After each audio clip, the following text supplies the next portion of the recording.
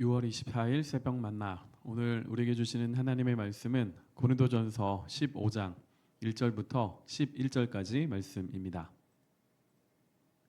제가 봉독하겠습니다. 형제들아, 내가 너희에게 전한 복음을 너희에게 알게 하노니 이는 너희가 받은 것이요 또 그 가운데 선 것이라. 너희가 만일 내가 전한 그 말을 굳게 지키고 헛되이 믿지 아니하였으면 그로 말미암아 구원을 받으리라. 내가 받은 것을 먼저 너희에게 전하였노니 이는 성경대로 그리스도께서 우리 죄를 위하여 죽으시고 장사 지낸 바 되셨다가 성경대로 사흘 만에 다시 살아나사 게바에게 보이시고 후에 12 제자에게와 그 후에 500여 형제에게 일시에 보이셨나니 그 중에 지금까지 대다수는 살아있고 어떤 사람은 잠들었으며 그 후에 야고보에게 보이셨으며 그 후에 모든 사도에게와 맨 나중에 만삭되지 못하여 난 자 같은 내게도 보이셨느니라. 나는 사도 중에 가장 작은 자라. 나는 하나님의 교회를 박해하였으므로 사도라 칭함받기를 감당하지 못할 자니라. 그러나 내가 나 된 것은 하나님의 은혜로 된 것이니 내게 주신 그의 은혜가 헛되지 아니하여 내가 모든 사도보다 더 많이 수고하였으나 내가 한 것이 아니요 오직 나와 함께 하신 하나님의 은혜로라. 그러므로 나나 그들이나 이같이 전파하매 너희도 이같이 믿었느니라.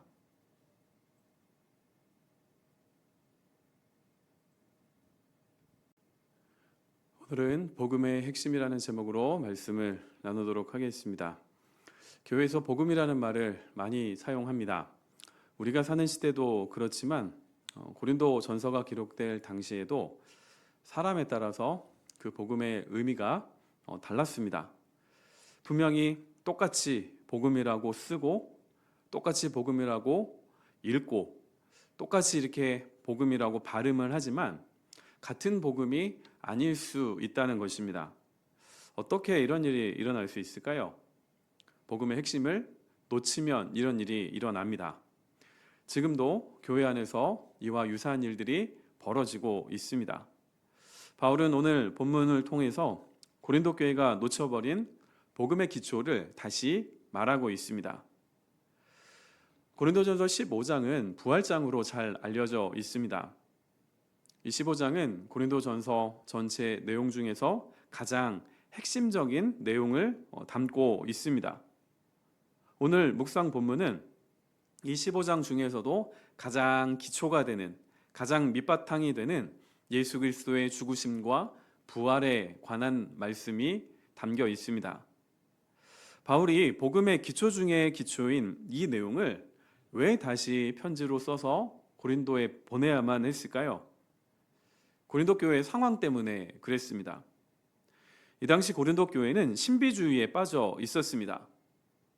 당시 사회에 만연하였던 우상숭배와 기독교 신앙이 혼재하여 있었고 이로 인하여서 고린도 교회 안에 있던 성도들은 극단적인 신비주의를 추구했습니다. 이런 양상이 우리가 지금까지 살펴보았던 극단적인 은사 추구로 나타났고 그 은사의 유무로 자신을 높이거나 다른 사람들을 낮추고 또한 분열을 일으키는 혼란스러운 일이 이 고린도 교회 안에 존재했습니다. 이런 일은 고린도에서만 해당되는 것이 아니라 지금도 우리나라에서도 이런 일이 벌어지고 있습니다. 사람들은 능력이 있어 보이는 것, 신비적인 것을 좋아하기 때문입니다. 그런데 고린도 교회나 지금도 극단적인 은사주의자들, 신사도주의자들이 추구하는 사람들에게서 나타나는 아이러니가 한 가지 있습니다. 그들에게서 하나님과 예수 그리스도가 나타나지 않는다는 것입니다. 분명히 삼위일체 하나님 중에 한 분이신 성령으로부터 말미암는 은사를 추구하고 성령의 능력을 추구하는데 하나님과 예수 그리스도가 나타나지 않는다면 뭔가 잘못돼도 한참 잘못된 것입니다.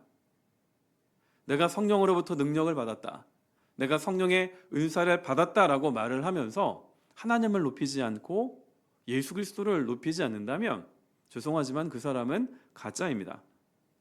왜냐하면 성령 하나님은 절대로 자신 스스로를 높이시는 분이 아니시기 때문에 그렇습니다.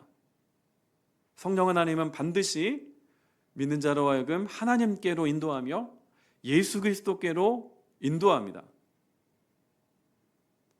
그래서 많은 신학자들이 성령 하나님을 수주부의 영이다 이렇게 설명을 합니다.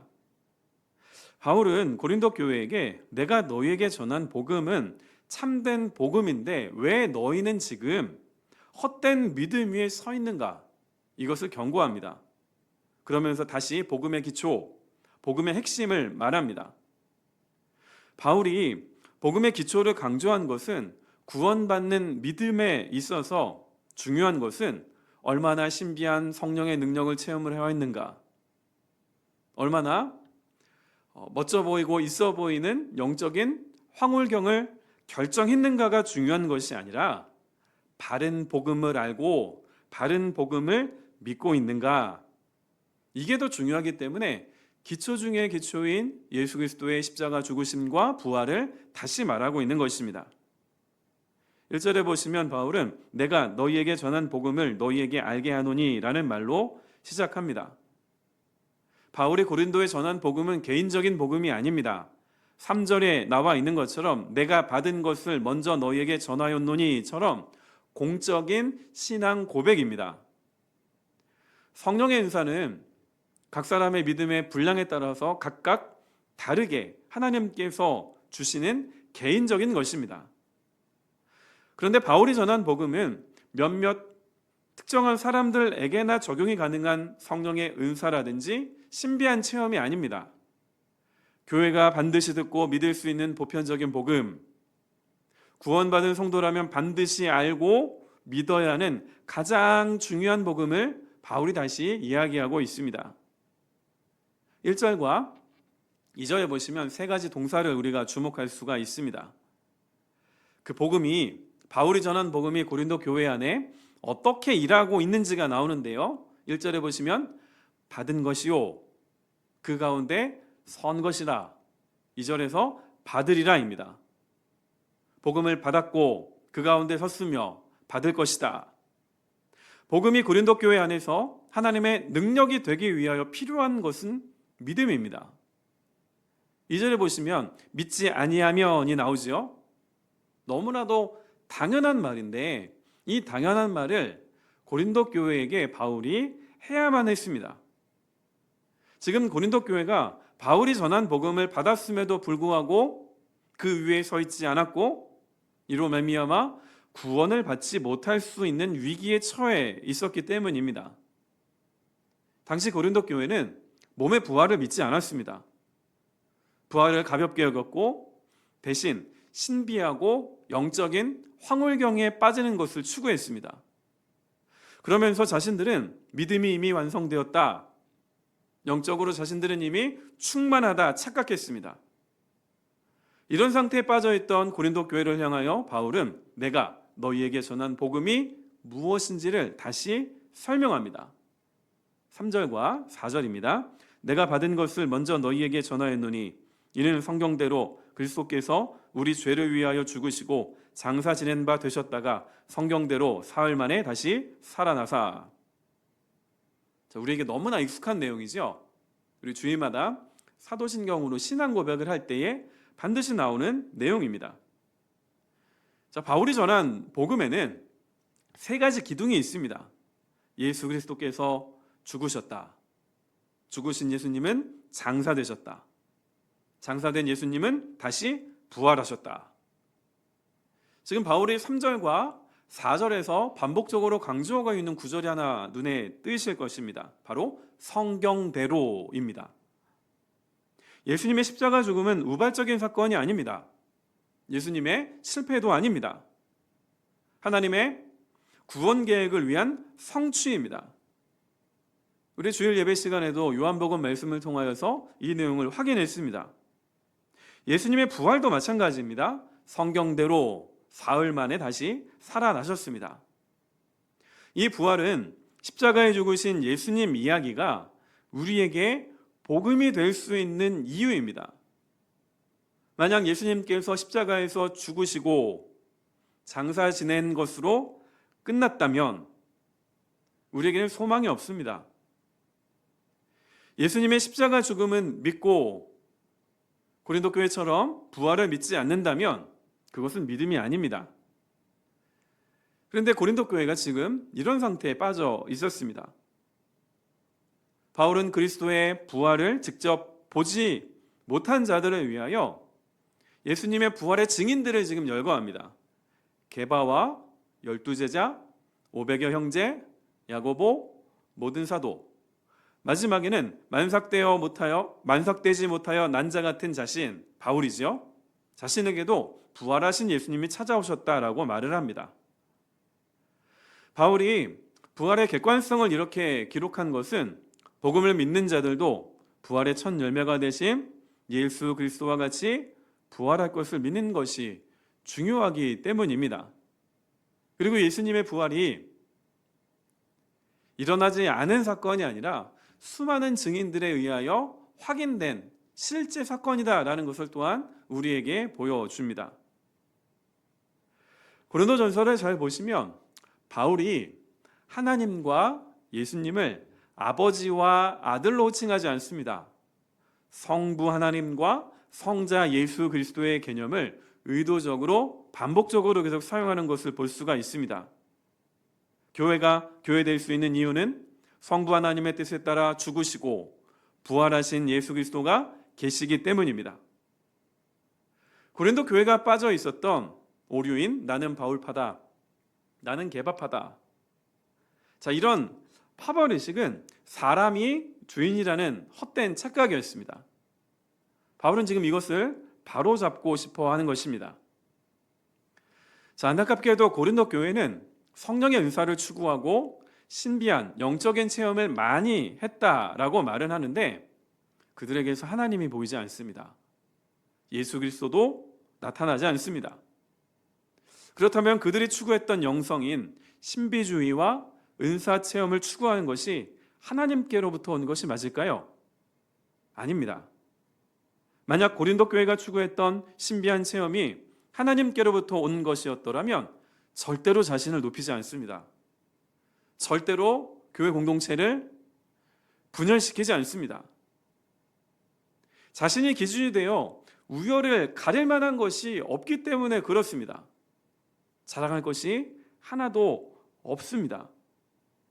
본문에서 바울은 나는 교회를 박해하던 자였는데 하나님이 나를 찾아오셨다면서 10절에서 이렇게 말합니다.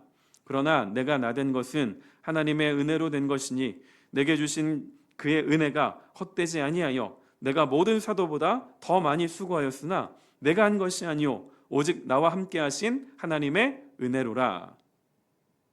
자, 지금 무엇이 강조되고 있습니까? 바울이 다른 사도들보다 더 수고하는 것은 사실입니다. 그런데 바울은 자신을 높이지 않습니다. 모든 것이 하나님의 은혜입니다. 모든 것이 하나님의 은혜입니다. 주의 은혜가 헛되지 않는다고 하며 하나님을 높입니다. 본문은 우리에게 이렇게 말하고 있습니다. 복음의 핵심은 신비한 체험을 얼마나 많이 했는가, 얼마나 성령의 은사를 많이 체험했는가에 달려 있는 것이 아니라 바른 내용을 알고 바른 내용을 믿는 것이다. 자, 그렇다면 지금 내가 믿고 있는 복음이 본문에서 바울이 말하고 있는 복음이 맞습니까?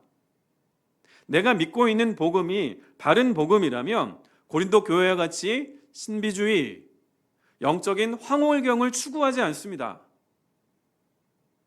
다른 곳에 쫓아다니면서 어디 가면 성령의 은사가 나타나는데 어디 가면 능력이 있는 분이 말씀을 전하는데 이런 것 따라다니지 않습니다. 요한복음에서 우리 예수님께서 십자가에서 죽으실 때 마지막으로 하신 말씀 기억나십니까? 다 이루었다예요. 이게 무슨 의미일까요? 우리의 구원의 여정에 있어서 다른 것이 이제 더 이상 필요가 없다는 것입니다. 다 이루었다. 우리 주님께서는 십자가에서 다 이루었다 말씀을 하시는데 만약 우리가 아니에요, 나는 성령의 은사가 더 필요해요, 나는 신비한 하나님의 음성을 듣는 것이 더 중요해요, 환상을 보고 싶어요, 만약 이런 것을 추구한다면 복음을 믿는 사람이 아닙니다.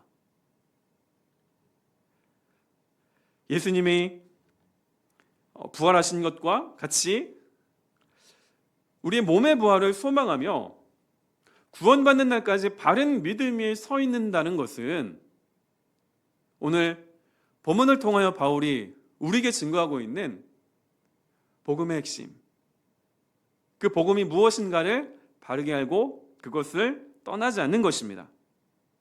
이런 믿음은 절대로 나를 드러내지 않습니다. 바울과 같이 모든 것이 하나님의 은혜입니다. 하나님을 드러냄으로 증명이 됩니다. 바울이 고백한 것처럼 내가 나된 것은 하나님의 은혜입니다 라고 고백할 수 있는 복된 하루 되시기를 주님의 이름으로 축원드립니다. 기도하겠습니다. 아버지 하나님, 오늘도 하나님의 말씀으로 하루를 열게 하여 주시니 감사합니다. 바울이 고린도 교회를 향하여 애타는 마음으로 증거하였던 복음의 핵심이 무엇인지 우리가 알기를 원합니다.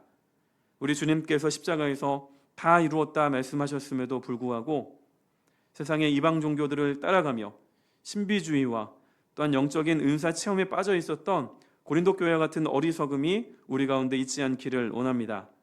복음의 핵심이 무엇인지를 알게 하여 주시고 복음이 무엇인지를 알고 올바르게 믿는 믿음 가운데 굳건하게 서서 주님 다시 오시는 그날까지 변치 않는 모습으로 오직 하나님의 영광을 나타내고 주의 이름을 높이며 살아갈 수 있는 우리 모든 푸른나무 교회 성도들이 되게 하여 주옵소서. 예수 그리스도의 이름으로 기도드립니다.